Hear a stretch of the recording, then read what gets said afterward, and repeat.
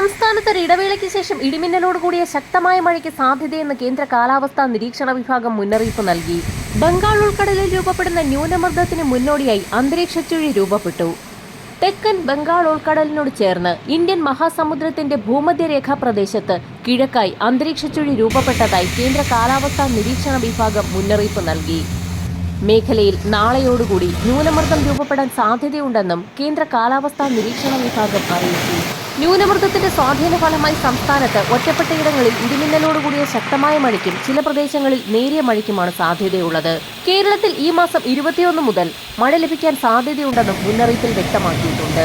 അതേസമയം സംസ്ഥാനത്ത് മഴ വരുന്നതിന്റെ സൂചനയുമായി ദിവസങ്ങൾക്ക് ശേഷം വീണ്ടും ചില ജില്ലകളിൽ ഗ്രീൻ അലർട്ട് പ്രഖ്യാപിച്ചിരിക്കുകയാണ്. നിലവിൽ ബുധനാഴ്ച 2 ജില്ലകളിലാണ് കേന്ദ്ര കാലാവസ്ഥാ നിരീക്ഷണ വിഭാഗം ഗ്രീൻ അലർട്ട് നൽകിയിരിക്കുന്നത്. വരും ദിവസങ്ങളിലായി കൂടുതൽ ജില്ലകളിൽ അലർട്ടുകൾ പ്രഖ്യാപിക്കും. ബംഗാൾ ഉൾക്കടലിൽ രൂപപ്പെടുന്ന ന്യൂനമർദ്ദത്തിന്റെ ഫലമായി വടക്കൻ ജില്ലകളിലാണ് ശക്തമായ മഴ പ്രതീക്ഷിക്കുന്നത്.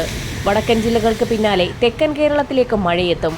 നിലവിൽ രൂപപ്പെട്ടിരിക്കുന്ന അന്തരീക്ഷ ചുഴിയുടെയും ന്യൂനമർദ്ദ പാത്തിയുടെയും സ്വാധീന ഫലമായി തിരുവനന്തപുരം, കൊല്ലം, പത്തനംതിട്ട, കോട്ടയം, ആലപ്പുഴ, ഇടുക്കി, എറണാകുളം ജില്ലകളിൽ മലയോര മേഖലകളിൽ ഇടിമിന്നലോട് കൂടിയ ശക്തമായ മഴയ്ക്കും ചില പ്രദേശങ്ങളിൽ കാറ്റോട് കൂടിയ നേരിയ മഴയ്ക്കും സാധ്യതയുണ്ടെന്ന് കാലാവസ്ഥാ നിരീക്ഷണ വിഭാഗം മുന്നറിയിപ്പ് നൽകി. ഇതോടൊപ്പം തന്നെ ഇത്തവണ വേനൽമഴ കൂടുതൽ കനക്കുമെന്നും വേനൽമഴ നേരത്തെ എത്തുമെന്നും മുന്നറിയിപ്പിൽ വ്യക്തമാക്കുന്നു. ഇന്ന് തെക്കൻ തമിഴ്നാട് തീരം, ഗൾഫ് ഓഫ് മന്നാർ, അതിനോട് ചേർന്ന കന്യാകുമാരി പ്രദേശം എന്നിവിടങ്ങളിൽ ശക്തമായ കാറ്റിന് സാധ്യതയുണ്ടെന്ന് കാലാവസ്ഥാ വകുപ്പ് അറിയിച്ചു.